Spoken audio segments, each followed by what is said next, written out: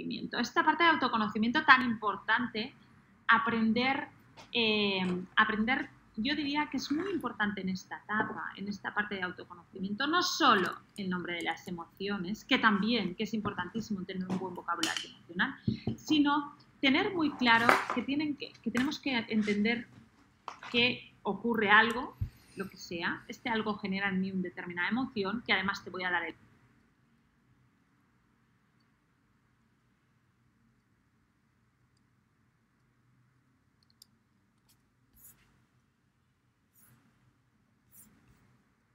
nombre, es esta emoción, esto es frustración, o esto es rabia, o esto es miedo, etcétera, etcétera. Y esta emoción desencadena en mí un determinado comportamiento. Cuando entendemos estas tres patas, cuando entendemos este pequeño camino, es mucho más fácil generar estrategias para manejar estas situaciones. ¿Qué cuentos os recomiendo? Mirad, a mí me gustan, para los más pequeños de todos, me gustan mucho Sentimientos de Coco y Zula y me gustan mucho Las emociones de Nacho. ¿Por qué me gustan mucho estos dos materiales? Estos dos materiales me gustan muchísimo porque hacen explícito estos tres pasos en situaciones muy comunes en la vida de los niños. Estoy en el parque jugando con un trenecito y viene un niño y me lo coge. Una situación súper típica. Y esto me hace sentir enfado, me hace sentir rabia y se ve la cara del niño con esta gestualidad, esta cara tan típica de cuando me enfado. Y cuando me enfado hago esto. Entonces, estos dos materiales que vendrían a ser, no son una historia clásica con un inicio, un nudo y un desenlace, sino que vendrían a ser por pequeños capitulitos. En cada doble página trabaja un estado emocional y se hace de manera muy explícita estos tres pasos. Y por tanto funcionan en situaciones muy cotidianas en la vida de los niños. Edades recomendadas para mí de este material a partir de los 3 a los 6 años. Puede ser un material que os funcione muy bien para esta parte, para hacer explícito esto y para empezar a poner palabras a estas emociones y sobre todo a reflexionar sobre ellas. No solo a poner esto quiere decir estar triste, sino a reflexionar cuándo estoy triste y qué hago cuando estoy triste. Os he puesto en primer lugar el monstruo de colores. ¿Por qué lo he puesto? El monstruo de colores para mí es un material fantástico para introducir el mundo emocional. Para mí no tanto como para trabajarlo, que serían más materiales como Sentimientos y Las emociones de Nacho, pero para introducir las emociones y que a veces ocurren cosas dentro nuestro que tienen un impacto en aquello que hacemos. Y por tanto, para mí es un primer acercamiento al mundo de las emociones. Conecta muy bien, el mundo de Ana Llenas conecta muy bien con los más pequeños y por tanto es una manera, yo diría, muy interesante de empezar a introducir. En cuarto lugar os he puesto Nimbus, una nube de emociones. Este sí que es un álbum ilustrado, es decir, tiene una historia, tiene un nudo y un desenlace. Es la vida de esta nube, es una pequeña alegoría de una vida en la que una nube le van pasando distintas situaciones y va pasando por distintos estados emocionales, pero todo ligado. También trabaja a nivel cromático, como el monstruo de colores. No soy especialmente fan, yo personalmente, de identificar una emoción con un color, porque me parece bastante relativo, porque la rabia es roja y no es negra o no es púrpura, es decir, cada uno, entiendo que aquí cada uno siente de maneras distintas, pero bueno, puede ser un primer acercamiento y una primera reflexión, ¿no? Una primera mirada interior. Nimbus también trabaja a nivel cromático, pero no lo marca tanto como es un monstruo de colores, y es una historia. Una historia, yo creo que es un material que funciona muy bien a partir de 5 o 6 años. ¿Por qué? Porque están entrando ya en el mundo de las historias, el mundo de este mundo de la imaginación en mayúsculas, etcétera, y por tanto este material funciona bien en esto. Y por tanto incluye un punto más de abstracción del que pueda ser unas emociones de Nacho, que son situaciones muy concretas, que casi las viven cada día. Aquí interviene más la imaginación, etcétera, pero conecta más con los que son un poquito más mágicos. Os recomiendo el emocionómetro del inspector Drillo. Es un material que no es un cuento, es un libro juego, un libro de actividad, si queréis decirlo, para la identificación de distintos estados emocionales. Yo diría que a partir de 7 años, etcétera, es un libro de actividad. Y por tanto también os puede servir como material para usarlo para hacer las diferentes actividades que existen. Yo diría que hay cuentos o hay materiales que nos pueden servir más para la reflexión, como puede ser un nimbus, como puede ser unas emociones de Nacho, unos sentimientos, etcétera.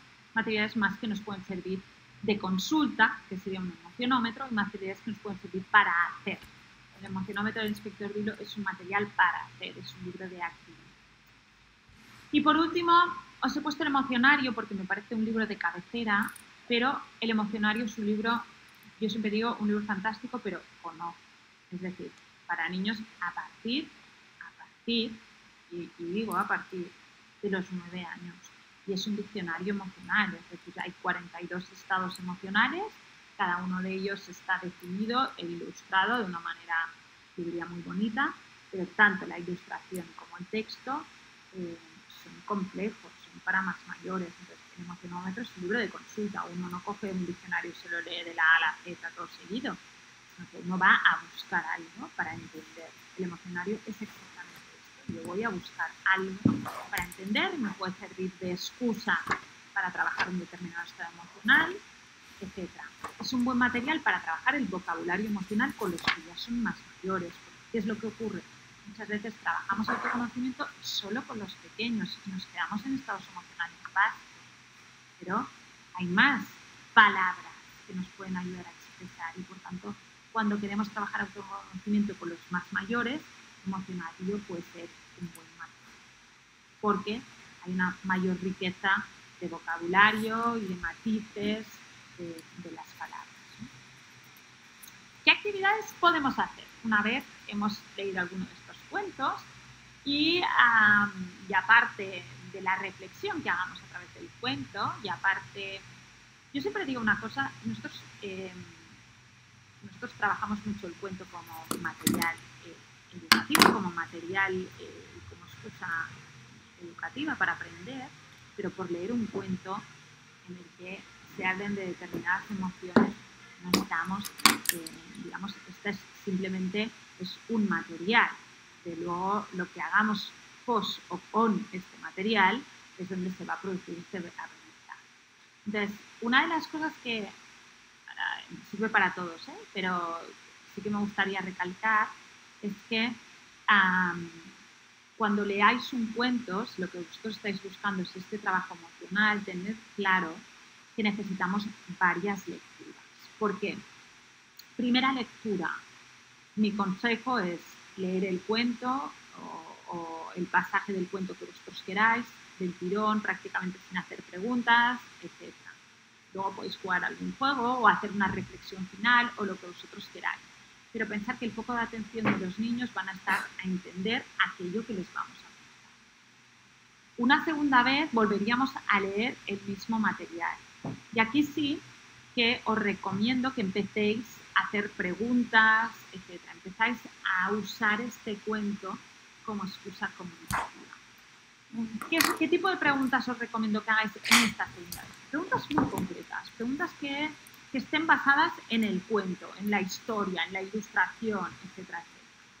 No será hasta la tercera lectura, que los niños ya conocen la historia, se la han hecho suya, etcétera, que será el momento de las grandes reflexiones, será el momento en el que podéis empezar, ¿a ti te ha pasado esto alguna vez? ¿Cómo te has sentido? Etcétera. Es el momento en que casi dejamos el libro y empezamos a extrapolar y empezamos las grandes reflexiones. De esta reflexión, de este conocimiento es donde van a ellos a ir aprendiendo todo esto. Por tanto, sí que necesitamos el cuento, fantástica herramienta, pero necesita su proceso.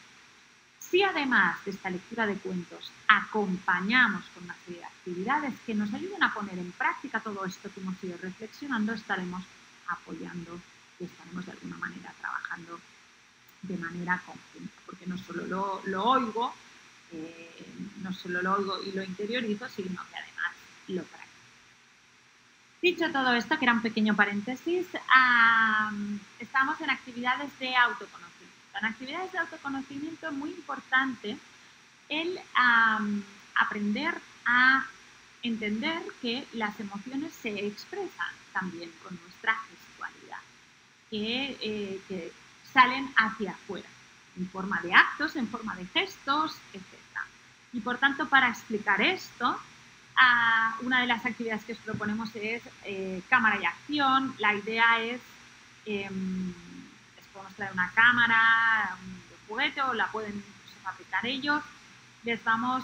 Sale uno de ellos y le vamos a decir un determinado estado emocional y va a tener que hacerlo desde los gestos. Los demás les hacemos fotos y el resto tenemos que adivinar de qué emoción está, cuál es la emoción en la que está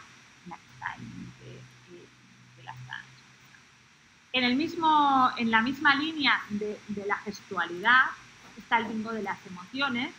El bingo de las emociones es que en vez de haber números o en vez de haber dibujos o letras, hay emociones.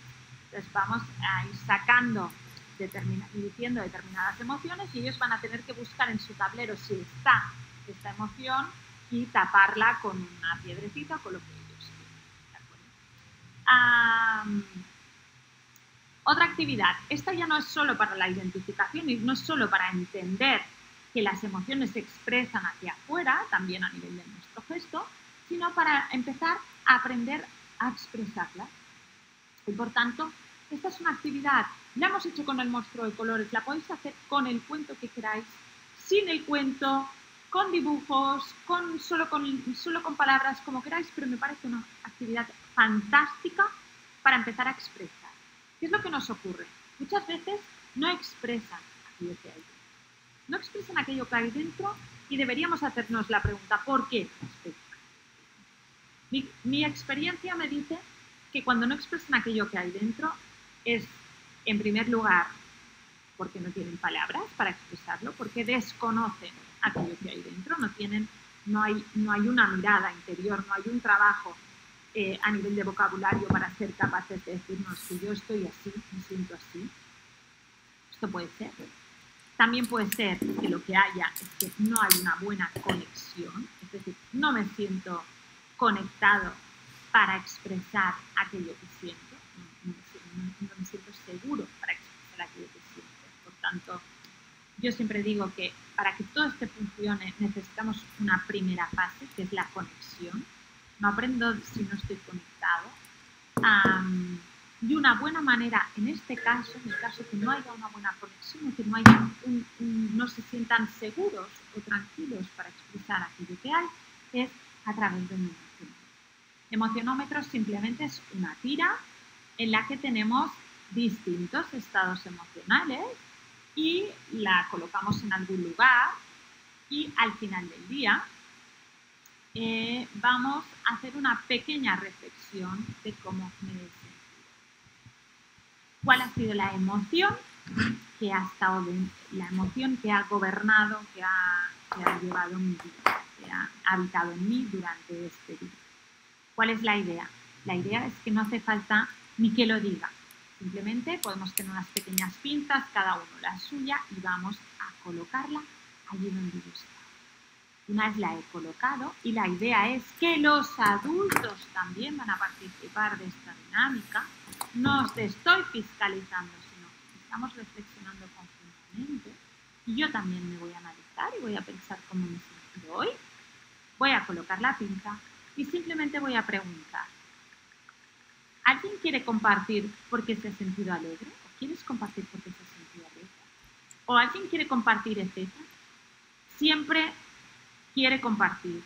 Es decir, no vamos a obligar, simplemente estamos buscando esta conexión, estamos buscando que se expresen que estamos buscando esta conexión. Cuando no tengo palabras o cuando no me siento suficientemente seguro para expresarme, un emocionómetro es una buena manera. Es una buena manera también para hacer una autorreflexión, para hacer un trabajo de pensar cómo he estado y para empezar a poner. Por tanto, un buen material para empezar a expresar.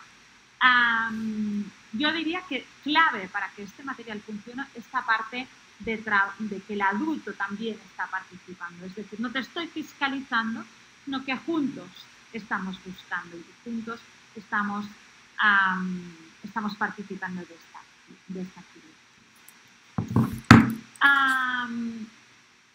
Otra actividad a nivel expresar puede ser la rueda de las emociones. De nuevo está hecha con el monstruo de colores, la podéis hacer con cualquier material, de nuevo con fotos, con pictogramas, con palabras, como queráis. La idea es que tenemos una rueda en la que hay distintos estados emocionales.